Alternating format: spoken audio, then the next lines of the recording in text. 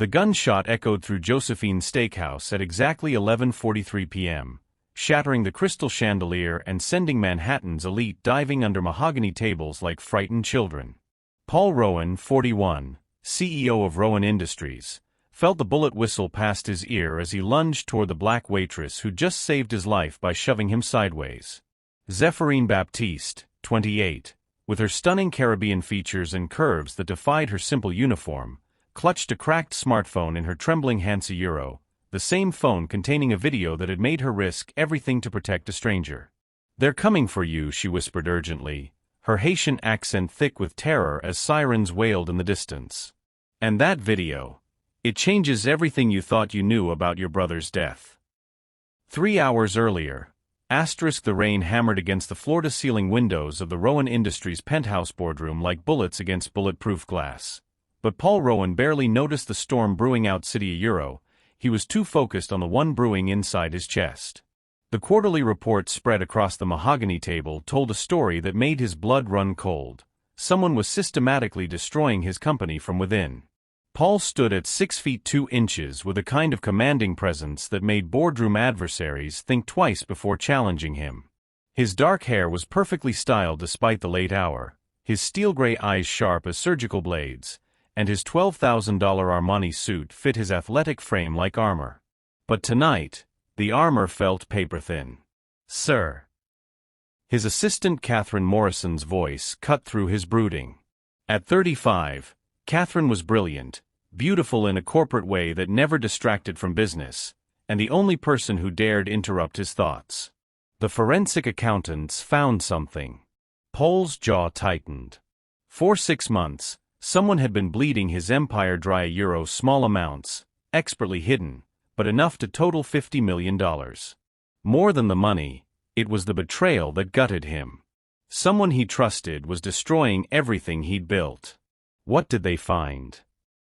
Catherine's emerald eyes held something he'd never seen before: fear. The transactions. They're all traced back to an account opened 3 years ago. The day before your brother Belize died. The pen in Paul's hand snapped. Belize Rowan. His younger brother. The golden boy who'd overdosed on heroin in a downtown alley, leaving behind nothing but shame, debt, and questions that Paul had buried along with the body. "That's impossible." Paul's voice was deadly quiet. "Belize is dead. The account activity suggests otherwise." Catherine slid a manila folder across the table. "Paul, there's something else. The final transaction was made this morning. From inside this building." The folder hit the floor as Paul's world tilted sideways. Across town, in a cramped studio apartment above a Haitian restaurant. Zephyrine Baptiste knew she was about to make the worst decision of her life, and she was going to make it anyway. The cracked smartphone in her hands felt heavier than the secrets it contained. At 28, Zephyrine had learned to carry weight: the weight of working 3 jobs to send money back to Port-au-Prince, the weight of her mother's medical bills, the weight of being invisible to people who never looked past her uniform. But this weight was different. This weight could get her killed. Her fingers trembled as she replayed the video for the 100th time. Grainy security footage from 3 years ago, showing a man who looked exactly like Belize Rowan walking out of a warehouse Olivia 6 hours after his supposed death. The timestamp was burned into her memory: 11:47 p.m., the night the world believed he died from an overdose. Zephyrine's reflection stared back at her from the phone's cracked screen. Even exhausted from pulling double shifts, she was stunning: rich mahogany skin that glowed despite the fluorescent apartment lighting, natural curls that refused to be tamed by any uniform requirement, curves that made her regulation waitress outfit look like haute couture. Her dark eyes held intelligence that her customers never bothered to notice, and strength forged by surviving things that would break most people. She'd found the phone 2 weeks ago, dropped by a drunk customer who'd stumbled out of Josephine's without looking back. Most people would have turned it in to lost and found. But Zephyrine had recognized the customer: Tommy the Fish Marconi, a low-level mob accountant who bragged too loudly after his 3rd whiskey about the jobs he'd done for people who could afford to make problems disappear. The video wasn't the only thing on the phone. There were bank statements, transaction records, and photographs that painted a picture so explosive it could topple governments. But it was the final text message that made her blood run cold. Phase 3 complete. PR takes the fall tomorrow night. Josephine's, Table 12. Make it look random. PR. P.R. Paul Rowan. Tomorrow night was tonight. Zephyrine glanced at her uniform hanging on the back of her bedroom door. The uniform she'd put on in 4 hours to serve at the restaurant where a billionaire was about to be assassinated. She could walk away. Disappear into the night like so many people from her neighborhood had learned to do when trouble came calling. But the video haunted her. Not just what it showed, but what it meant. How many other families had been destroyed by lies? How many other brothers had been buried while their killers walked free? Her mother's voice echoed in her memory, thick with Creole wisdom. Zephyrine, cha copyright re, when the law put truth in your hands, you don't get to choose whether to carry it. You only choose what to do with it. She had 5 hours to decide whether to save the life of a man she'd never met, or let justice take its course for crimes she didn't fully understand. Outside her window, storm clouds gathered over Manhattan like an omen. Back in the Rowan Industries boardroom, Paul stood at the window, watching lightning fracture the sky above the city he'd conquered. Each flash illuminated the same question that had been eating him alive for 3 years. What if everything he thought he knew about his brother's death was a lie? Sir. Catherine's voice was softer now, almost intimate in the empty boardroom. What do you want me to do with this information? Paul's reflection in the window looked like a stranger older, harder, haunted by ghosts he tried to bury with expensive whiskey and corporate victories. Schedule a dinner reservation. Josephine's Steakhouse. Table 12. I want to be somewhere public when we release this information. Paul, that's not safe. If Belize is alive, if he's been then it's time for a family reunion. Paul's smile was sharp enough to cut glass. 3 years of questions, Catherine. 3 years of wondering if I failed him, if I could have saved him, if his death was my fault. If my brother wants to destroy me, he can do it to my face. Catherine's hand touched his shoulder, her fingers warm through his expensive shirt. What if it's a trap? Then I'll spring it. Paul turned away from the window, his decision made. Some truths are worth dying for. The thunder outside sounded like applause. 5 hours later, Paul Rowan would sit at table 12 in Josephine's Steakhouse, order a $200 steak he wouldn't taste, and wait for a waitress he'd never met to slip him a video that would rewrite everything he thought he knew about betrayal, family, and the fine line between justice and revenge. He had no idea that same waitress was currently loading a .38 revolver she'd never planned to use, or that the cracked phone in her hands contained enough evidence to either clear his brother's name or confirm that the dead could indeed reach out from beyond the grave to destroy the living. The storm was just beginning.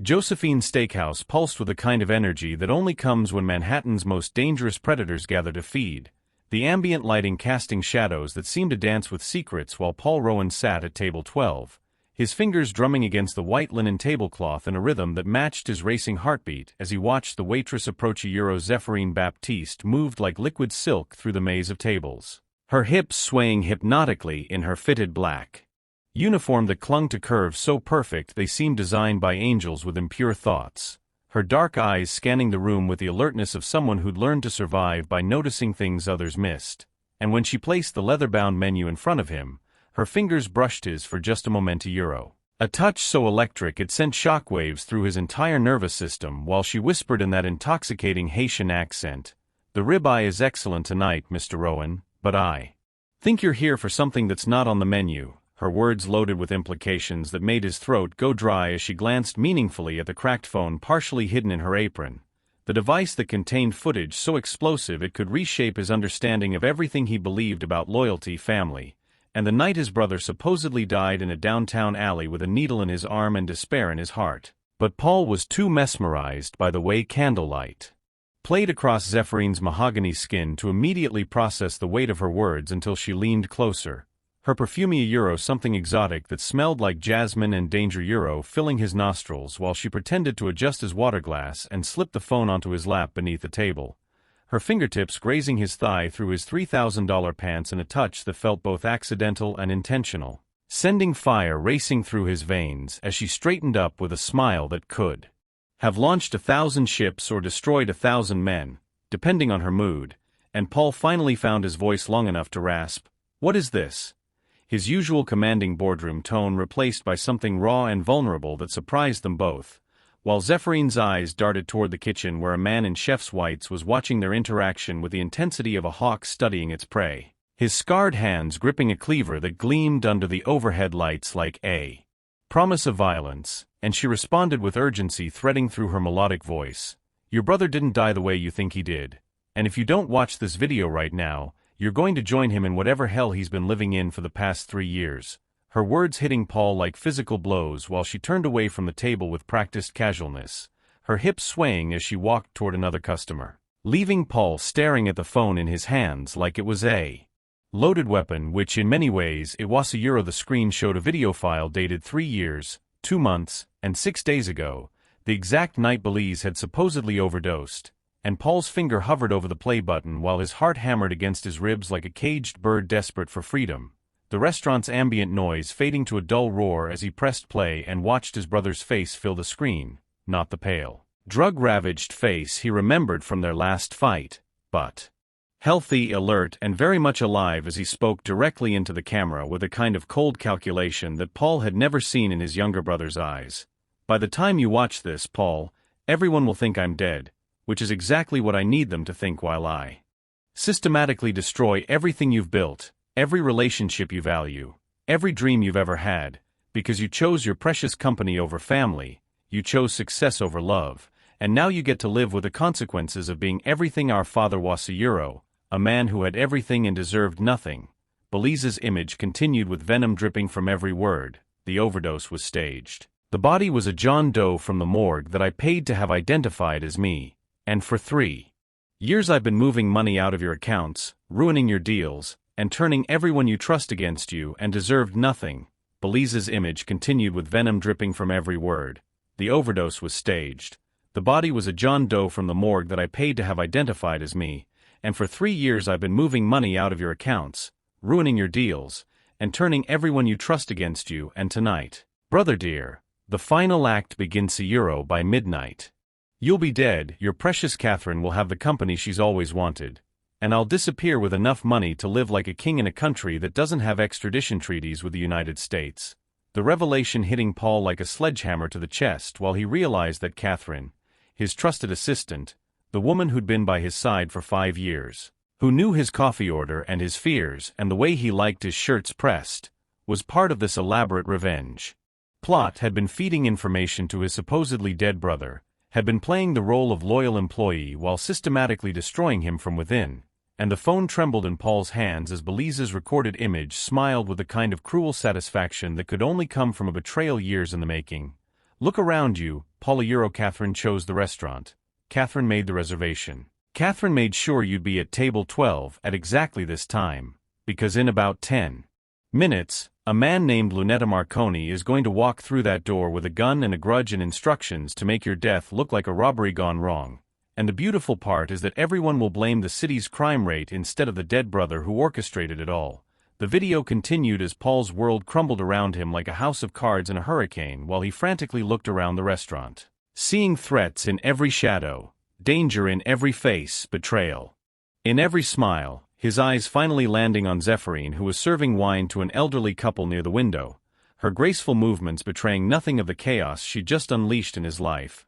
And Paul wanted to run, wanted to call the police, wanted to confront Catherine, who was probably sitting in her apartment right now toasting his imminent death with champagne that cost more than most people's rent. But instead he found himself captivated by the way Zephyrine moved through the restaurant like she owned it, her confidence and grace making every other woman in the room fade into irrelevance.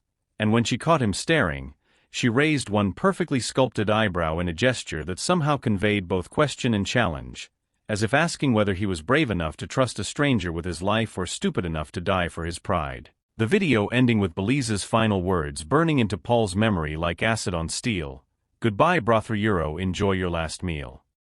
And the screen went black just as the restaurant's front door chimed with the arrival of someone new, someone whose footsteps on the hardwood floor sounded like death approaching in Italian leather shoes.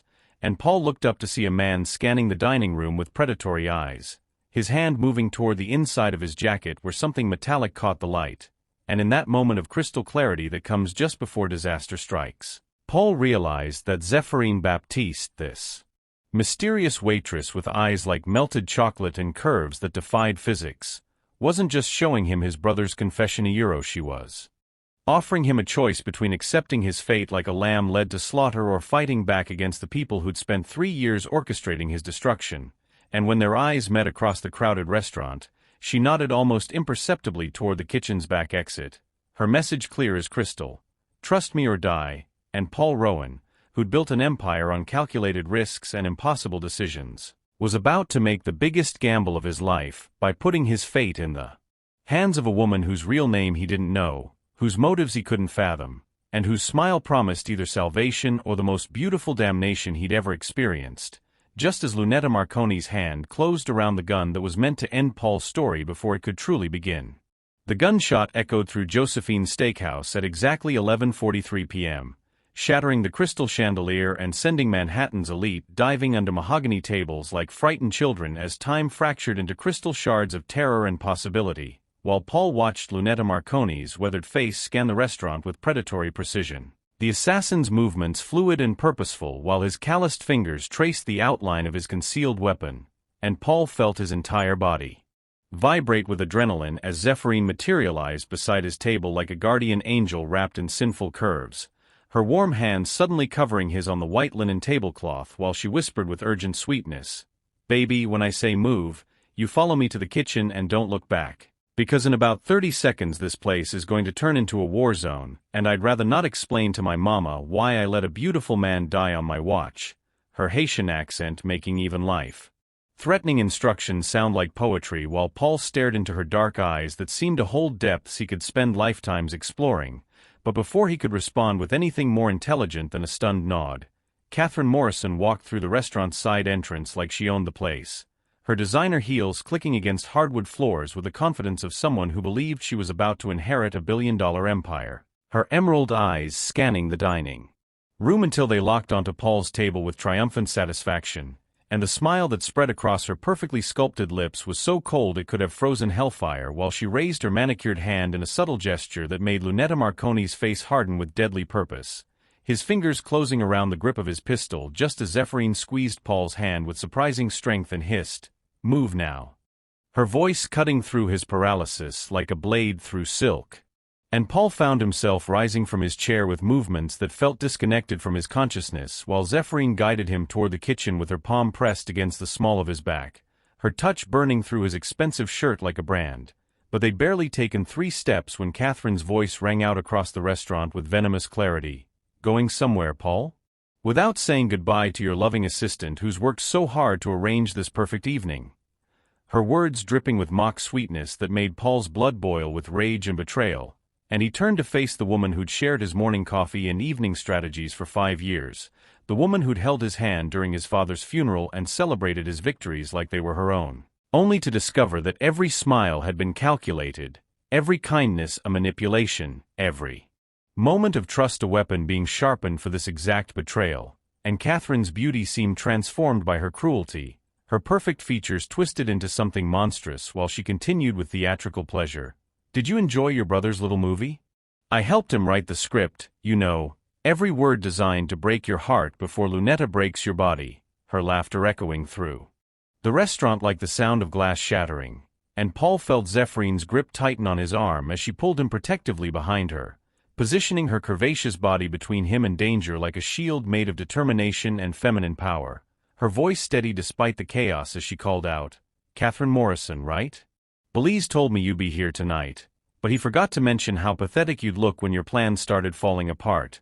The unexpected knowledge in Zéphirine's words hitting Catherine like a slap while confusion flickered across her porcelain features, and Paul realized that his mysterious savior knew far more about this conspiracy than she'd revealed, her secrets layering upon secrets like Russian dolls of intrigue. But there was no time to process the implications because Lunetta Marconi was moving now, his hand emerging from his jacket with lethal intent, while other diners began to notice the tension crackling through the air like electricity before a storm, conversations quieting to nervous whispers as primitive instincts warned them that predators were circling. And Zephyrine body coiled like a spring as she calculated distances and angles with the precision of someone who'd learned survival in places where mistakes meant death, her free hand sliding toward something concealed in her uniform while she murmured to Paul, "When the shooting starts, follow me to the kitchen and then the back alley. There's a car waiting with someone you need to meet." Her words raising 1,000 questions that would have to wait for answers because Lunetta's gun was clearing his jacket now, the metal-catching restaurant lighting like a promise of violence. And Catherine's triumphant expression was transforming into something uglier as she realized her carefully orchestrated revenge was spiraling beyond her control, her manicured fingers clutching her designer purse while she backed toward the exit like a rat abandoning a sinking ship. But Zephyrine wasn't retreating. Instead she was advancing, her movements predatory and graceful as she closed the distance between herself and the assassin, while Paul watched in horrified fascination as this mysterious waitress with curves that belonged in Renaissance paintings and eyes that held secrets deeper than ocean trenches transformed into something deadly and beautiful, her hand emerging from her apron with her own weapon. Not a gun but something far more interesting, a small device that she clicked once before tossing it toward Lunetta with perfect precision, and the device hit the floor 3 feet from the assassin just as it began emitting a high-pitched whine that made every piece of electronic equipment in the restaurant go haywire. Lights flickering, music systems squealing feedback, and the security cameras that Catherine had been counting on to record Paul's random death suddenly displaying nothing but static while chaos erupted as planned turned to pandemonium, Lunetta's gun firing wild as the sound disoriented him, the bullet shattering the crystal chandelier in an explosion of glass and light that sent diners screaming for cover, tables overturning in panic, while Paul felt Zephyrine's strong fingers wrap around his wrist and pull him toward the kitchen with desperate urgency.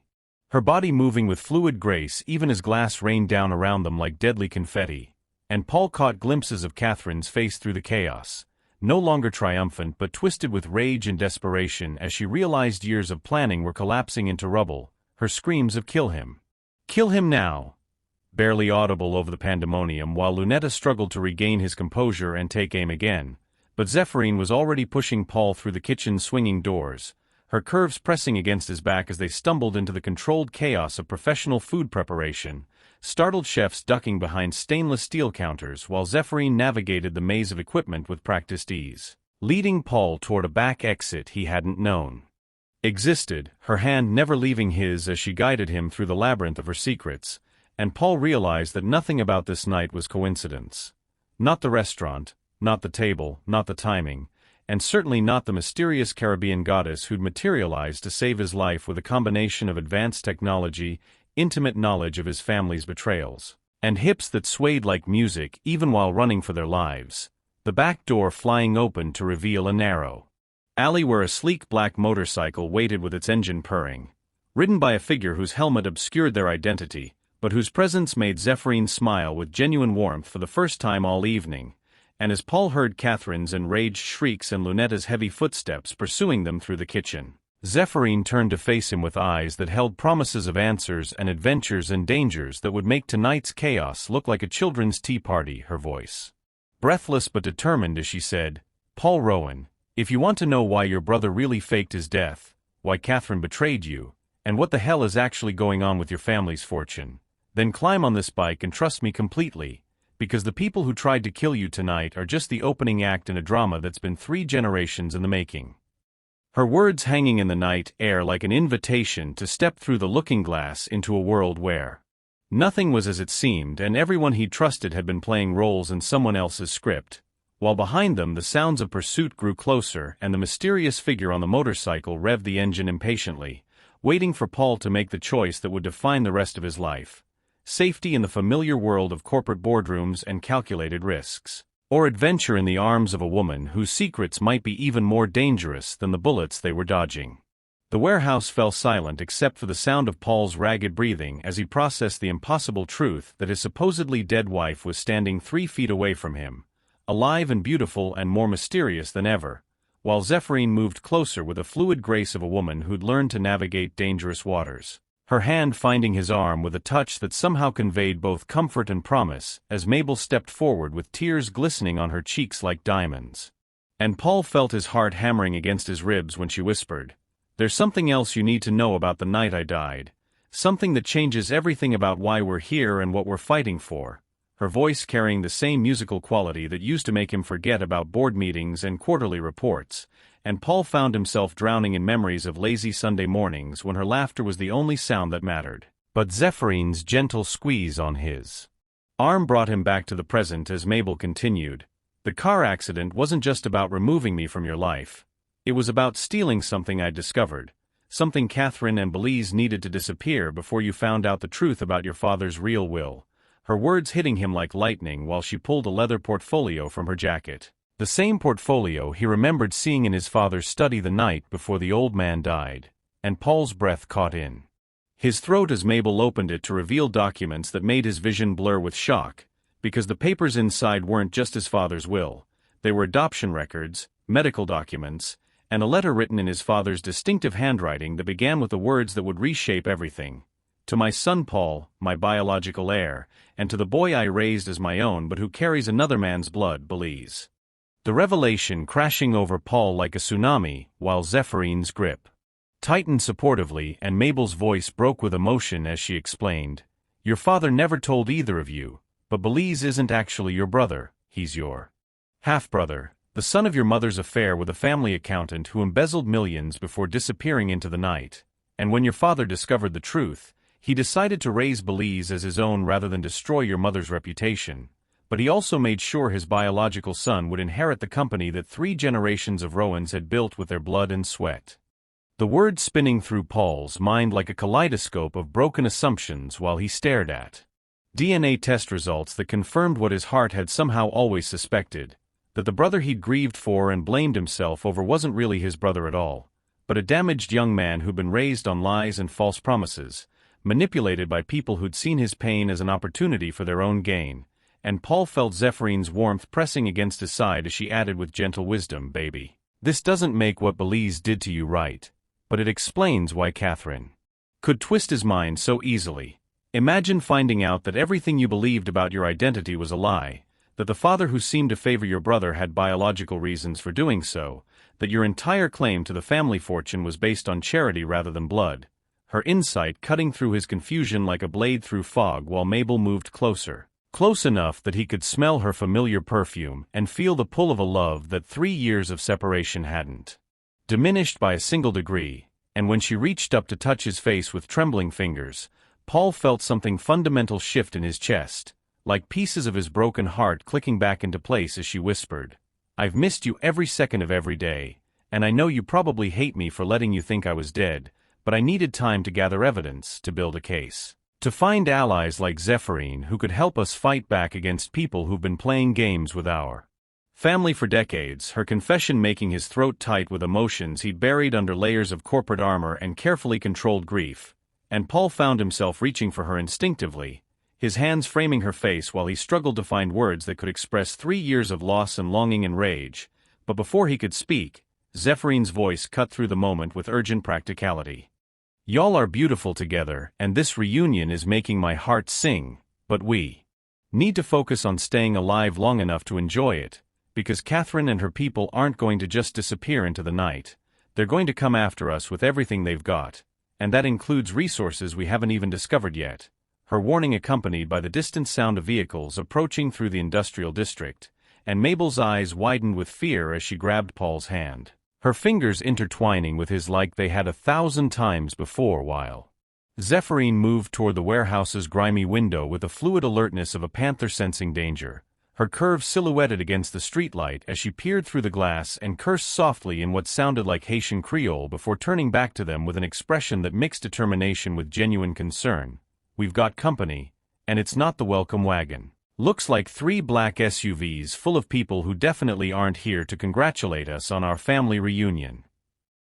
Her words spurring Paul into action as he felt his business instincts kick in, The same strategic thinking that had built his empire now focused on protecting the two women who'd risked everything to save his life.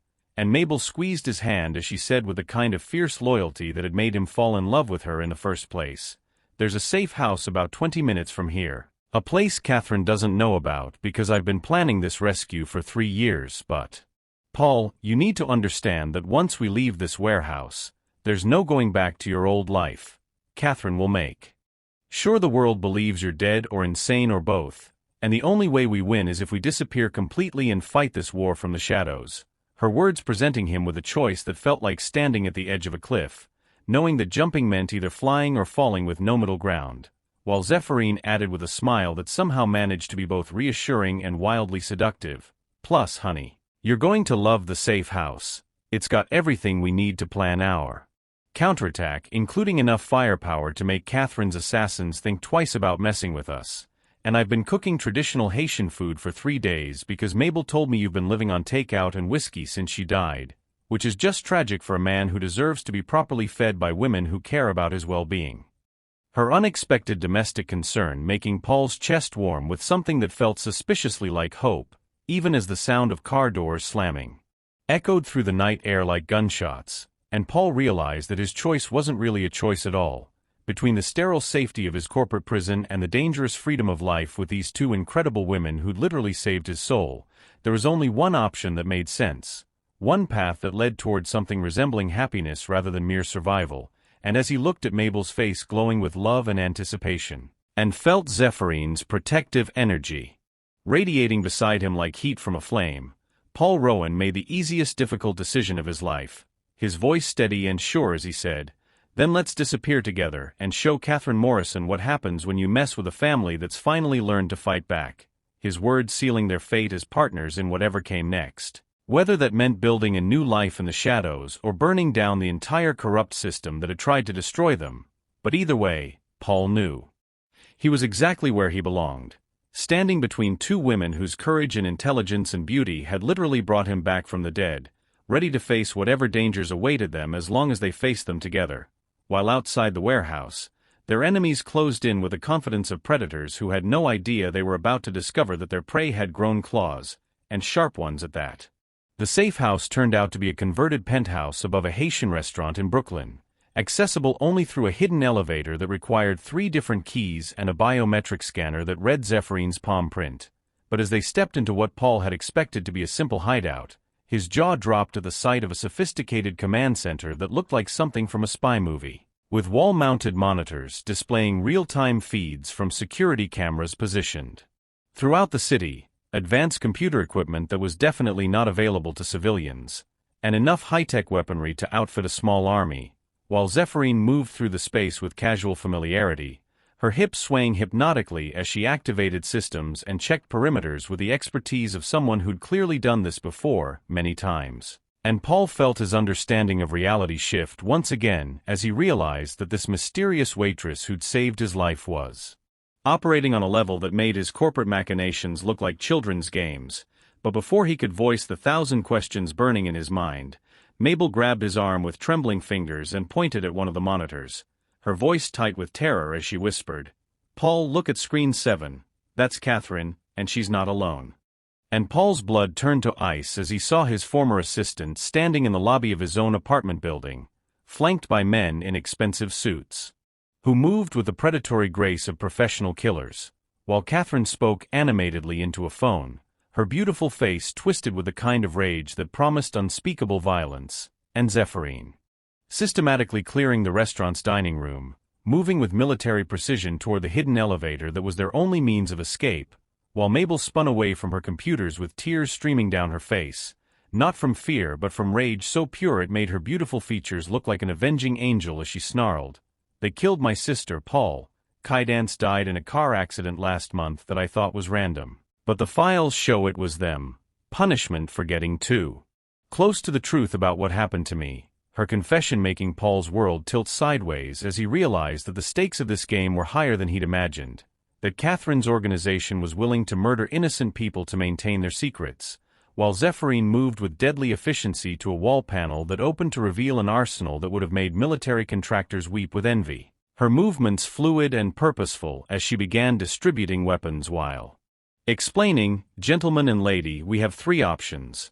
We can run and spend the rest of our lives looking over our shoulders, we can surrender and die tonight, or we can make Catherine Morrison and her shadow masters regret the day they decided to mess with people who have absolutely nothing left to lose."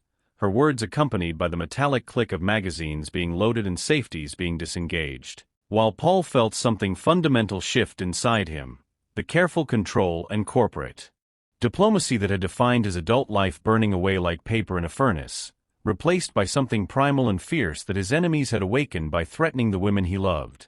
And as he accepted the pistol Zephyrin handed him with steady fingers, Paul Rowan realized that the billionaire CEO who'd walked into Josephine's steakhouse a few hours ago was gone forever, replaced by someone harder and more dangerous. Someone willing to do whatever it took to protect his family and destroy the parasites who'd been feeding on his life like vampires in expensive suits, while the elevator's emergency systems activated and armed figures began their ascent toward what they assumed would be an easy kill, having no idea they were about to discover that their carefully planned harvest had turned into a hunt where they were no longer the predators but the prey. And as Paul looked at Mabel's fierce beauty and felt Zephyrin's protective energy radiating beside him, he smiled with anticipation rather than fear, because some battles were worth fighting, especially when you finally understood who your real enemies were and had the perfect allies to help you send them straight to hell where they belonged. The firefight erupted in the penthouse like thunder cracking through heaven itself, muzzle flashes painting the walls in strobing patterns of light and shadow while Paul pressed his back against reinforced concrete, his heart hammering not from fear but from the intoxicating rush of finally fighting back against the forces that had been manipulating his life for years. And beside him Mabel moved with a grace that transformed violence into deadly ballet, her golden hair catching the light as she fired precise shots that spoke of training he'd never known she possessed, while Zephyrin flowed through the chaos like liquid mercury, her curves somehow making tactical gear look like haute couture as she coordinated their defense with commands that revealed military experience far beyond anything a waitress should have known, and Paul found himself oddly mesmerized by the way these two incredible women worked together, covering each other's positions with the kind of trust that only came from shared danger and mutual respect, their partnership beautiful in its lethal efficiency, while Catherine's hired killers discovered that their supposed easy targets had turned into a nightmare of crossfire and tactical superiority. But it was when Zephyrin took a bullet in her left shoulder, spinning against the wall with a cry that made Paul's blood boil with protective rage, that everything changed for him. The careful businessman disappeared completely as he roared with fury and charged the position that had wounded the woman who'd saved his life, his shots finding their mark with deadly precision while Mabel's voice cut through the gunfire with fierce pride. "That's my husband, you bastards."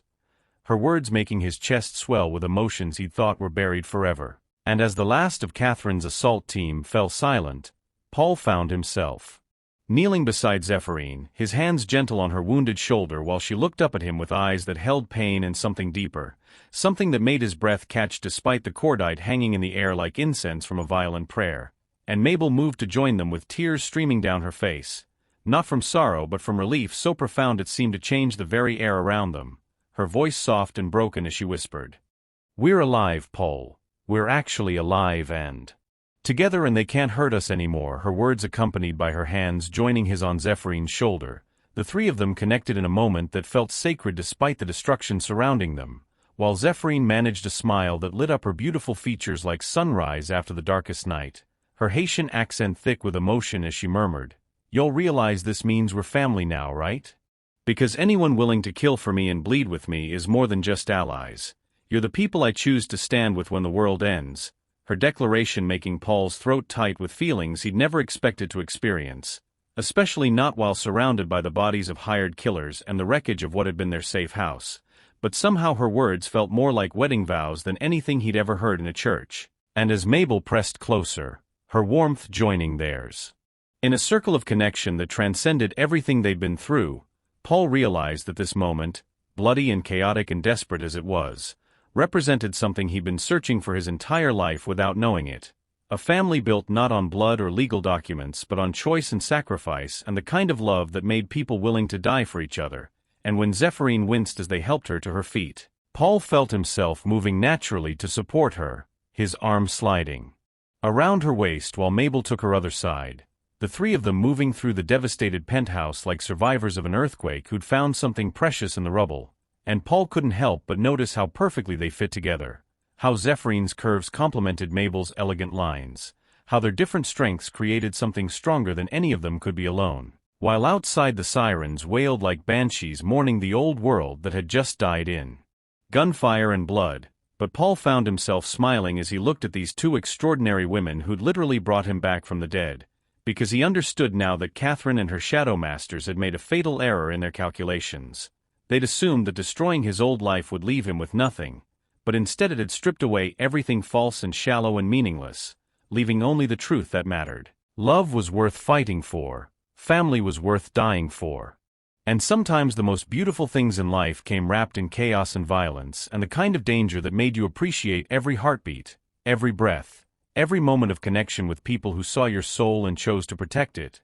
And as they made their way toward the building's fire escape, Zephyrines' weight warm against his side and Mabel's hand strong in his, Paul felt something he hadn't experienced since childhood. The absolute certainty that he was exactly where he belonged. With exactly the right people, facing exactly the kind of challenge that would either forge them into something unbreakable or destroy them completely. And honestly, he couldn't think of better odds or better company for the most important gamble of his life, while somewhere in the distance Catherine Morrison was probably screaming with rage as she realized her perfectly orchestrated plan had not only failed but had created the very thing she'd been trying to prevent. A united front of people who now knew her secrets, understood her methods, and possessed both the resources and the motivation to hunt her down like the predator she was. But Paul found he couldn't spare much thought for his former assistant's fury because he was too busy marveling at the way Mabel's laugh sounded like music even when she was covered in plaster dust and adrenaline, and how Zephyrines' smile could make him forget about billion-dollar empires and focus on the simple miracle of being alive in the same moment as two women whose courage and intelligence and devastating beauty had literally saved his soul from the darkness that Catherine had been wrapping around it for years, one carefully calculated betrayal at a time, until tonight when everything false had burned away in gunfire and truth, leaving only what was real and worth keeping.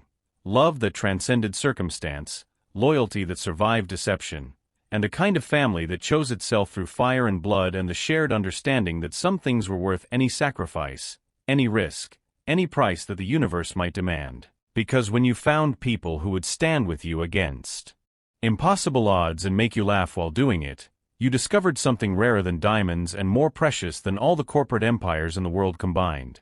And as they stepped onto the fire escape with Manhattan spreading out below them like a glittering promise of new adventures and dangerous possibilities, Paul Rowan knew with absolute certainty that his real life was just beginning. 3 weeks after the penthouse battle, Paul stood in the marble lobby of the Carlisle Hotel wearing a perfectly tailored tuxedo that cost more than most people's cars. But his steel-gray eyes weren't focused on the glittering charity gala happening around him. They were locked on Catherine Morrison, who was holding court near the champagne fountain. Her emerald dress clinging to curves that had once made him think of elegance but now reminded him of poisonous snakes in designer packaging, while she laughed with Manhattan's elite as if she hadn't recently orchestrated multiple murder attempts, and Paul felt his jaw clench as he watched her performance, knowing that in her purse was a vial of something that would make his death look like a heart attack brought on by the stress of recent business difficulties. Because according to the intelligence Zephyrine had gathered through methods that made Paul grateful he'd never asked for details, tonight was supposed to be Catherine's final move in a game that had already claimed too many innocent lives. But what Catherine didn't know was that the man she was planning to poison wasn't the broken, isolated billionaire she'd spent years creating through psychological warfare. He was someone harder. Someone who'd learned to fight back, someone who discovered that the best revenge was served with a smile and a complete understanding of your enemy's weaknesses. And as Paul moved through the crowd with practiced charm greeting senators and celebrities and captains of industry who had no idea they were watching the opening act of Catherine Morrison's complete destruction, he caught sight of Mabel near the auction tables, her golden hair swept up in an elegant chignon that made her look like a goddess who decided to attend a mortal party. Wearing a black gown that turned heads and stopped conversations while she chatted with the wife of a Supreme Court justice about art and charity and completely innocuous topics that had absolutely nothing to do with the fact that she was actually documenting every person Catherine spoke to, every contact she made, every move she telegraphed through body language that Mabel had learned to read like a book during her 3 years of preparation for this moment, while across the ballroom, Zephyrine glided between the servers with a fluid grace that had first caught Paul's attention at Josephine's. But tonight her waitress uniform had been replaced by a wine-colored dress that showcased curves so perfect they seemed designed to distract male attention from the fact that she was systematically drugging Catherine's champagne with a compound that would make the next few hours very interesting indeed. Not lethal, Paul had insisted on that, but definitely memorable in ways that would strip away Catherine's carefully constructed facade and reveal the monster underneath to everyone who mattered in Manhattan's power structure. And Paul found himself smiling as he watched his two remarkable partners work their respective angles of an operation so elegant it made his old corporate strategies look like finger painting, because they'd spent weeks planning this evening with a kind of attention to detail that would have impressed military strategists, studying Catherine's habits and weaknesses and psychological triggers until they knew her better than she knew herself. And the beautiful irony was that they were using her own methods against her, the same combination of social manipulation, chemical assistance, and psychological pressure that she'd perfected over years of destroying families like his, turned into a weapon that would end her career in corporate predation permanently. And as Paul accepted a glass of champagne from a server who definitely wasn't Zephyrine, but whose smile suggested she was part of the network of allies they'd built through channels that extended far beyond Manhattan's social elite, he reflected on how much his understanding of power had changed since the night his old life died in gunfire and chaos. Because real power wasn't about boardroom dominance or financial leverage, it was about having people who would stand with you against impossible odds, people who would risk everything to protect what mattered, people who could look at a problem and find solutions that transformed disadvantages into devastating advantages. And Catherine Morrison was about to discover that the isolated, grieving widower she thought she'd created had actually become something far more dangerous. A man with nothing left to lose and everything to fight for, surrounded by women whose intelligence and courage and ruthless creativity made them the most formidable opponents she'd ever faced, which was why Paul wasn't surprised when Catherine finally approached him with the predatory confidence of a spider closing in on what she assumed was a trapped fly, her smile sharp enough to cut glass as she purred. "Paul darling, you look wonderful. I was so worried about you after that terrible incident with the restaurant. But I'm glad to see you're recovering from your difficulties," her words loaded with implications that made his skin crawl while she positioned herself close enough that her expensive perfume mixed with the scent of whatever poison she was planning to slip into his drink, and Paul found himself marveling at her audacity, the sheer brass it took to stand there offering condolences for trauma she'd orchestrated while planning his murder with the same casual efficiency most people reserved for ordering coffee. But instead of the rage he'd expected to feel, Paul discovered a cold satisfaction settling in his chest as he replied with perfect courtesy, "Catherine, you always know exactly what to say.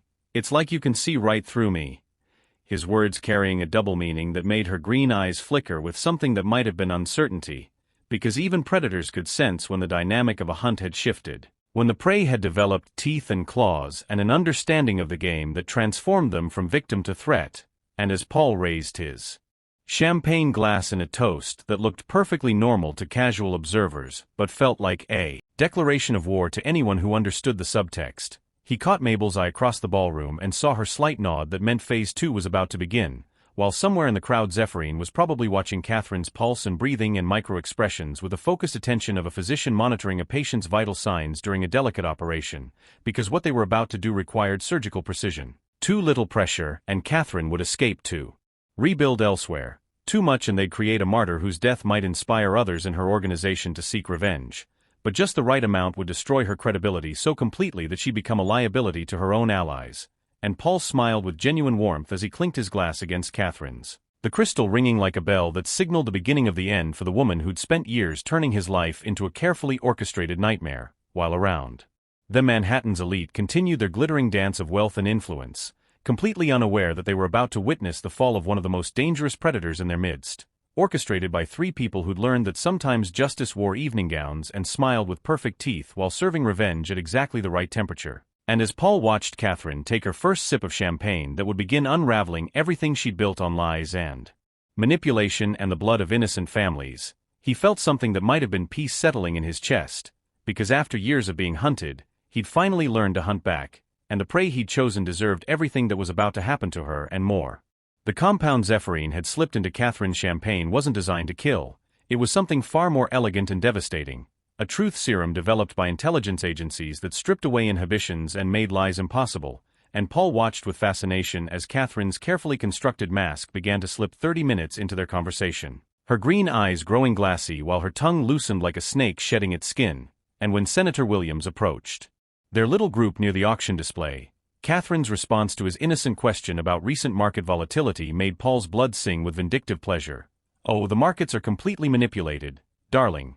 My organization has been crashes and recoveries for decades to transfer wealth from old families to new masters. And Paul here was supposed to be our crowning achievement until his dead wife turned out to be inconveniently alive and his waitress turned out to be inconveniently lethal," her words hitting the distinguished senator like a physical blow while other conversations around them began to quiet, wealthy ears picking up the scent of scandal like sharks detecting blood in crystal-clear water, and Paul felt Mabel materialize at his elbow with the silent grace of an angel of justice, her presence adding weight to the moment while Catherine continued her chemically induced confession with the unstoppable momentum of an avalanche. "You want to know how we do it?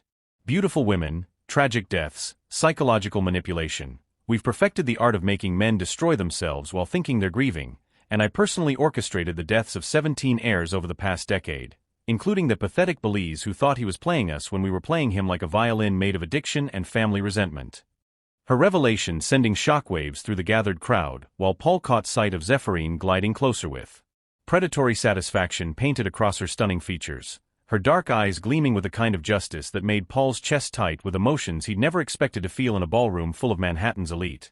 And as Catherine's voice rose with the manic energy of someone whose deepest secrets were pouring out like wine from a broken bottle, she gestured wildly toward Paul while addressing the growing circle of horrified socialites. "This beautiful man was supposed to die tonight, poisoned by the same woman he thinks he can trust, because that's how we work. We make you love us, depend on us, need us, and then we take everything while you're busy dying of a broken heart that we broke on purpose." But even as she spoke, Paul realized that Catherine's drug-induced honesty was revealing something she didn't intend, a deep, twisted love that had been buried under years of professional manipulation, her obsession with destroying him born from the kind of unrequited passion that had curdled into hatred when she realized he would never see her as anything more than an employee. And the tragedy of it made Paul feel something dangerously close to pity until Catherine's next words burned the compassion away like acid on silk. "The best part was watching him grieve for Mabel, knowing she was alive and hiding while I fed him just enough hope to keep him functional but not enough to make him happy. Because a man in emotional limbo is so much easier to control than one who's either completely broken or completely healed." Her cruelty so pure it made several women in the crowd gasp audibly, while men began reaching for phones to call lawyers and security teams. Because Catherine Morrison wasn't just confessing to personal crimes, she was unraveling a conspiracy that touched half the fortunes in the room, and Paul felt a fierce pride burning in his chest as he looked at Mabel, whose brilliant plan was exceeding their wildest expectations, turning their private revenge into a public reckoning that would protect dozens of families from Catherine's organization. While across the ballroom he caught Zephyrine eye and saw her slight nod toward the exit, her message clear. Time to leave before Catherine's confession attracted the kind of official attention that would complicate their new lives. But Paul found himself reluctant to leave this moment, this perfect crystallization of justice served with champagne and evening gowns, especially when Catherine suddenly focused on him with the kind of laser intensity that comes from pharmaceutical clarity, her voice dropping to a whisper that somehow carried through the entire ballroom. "You want to know the real joke, Paul? I've been in love with you since the day we met, and every man I helped kill was just practice for the day I could destroy you completely, because if I couldn't have you, I was going to make sure nobody else could either, including your precious wife and your exotic waitress who thinks she's so clever with her spy games and her Caribbean magic," her words hitting like bullets while Mabel's hand found Paul's arm with protective strength. And Paul realized that this confession wasn't just about justice. It was about truth, the raw and ugly truth that some people's love was indistinguishable from hatred, that obsession could masquerade as devotion until it revealed itself as the monster it had always been.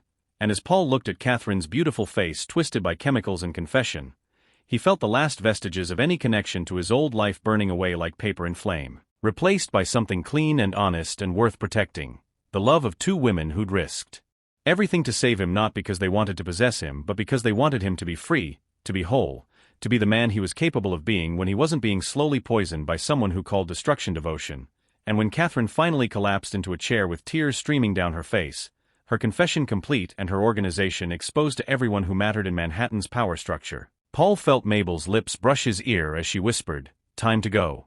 My love, we've got a plane to catch and a new life to start, her words accompanied by Zephirine's warm hand slipping into his other palm, and Paul smiled as he realized that Catherine's final gift to him was unintentional. She'd shown him the difference between love that destroyed and love that created, love that consumed and love that nourished, love that trapped and love that freed. And as the three of them walked toward the ballroom's exit with the confident stride of people who just won a war they'd never asked to fight, Paul heard Catherine's voice behind them, raw and broken but still carrying the conviction of truth serum. You think you've won, but love like ours doesn't die easily. I'll find you wherever you go, Paul Rowan. Because some kinds of love are stronger than death, stronger than distance, stronger than the law or justice or anything else you think can protect you. Her words following them like a curse or a promise.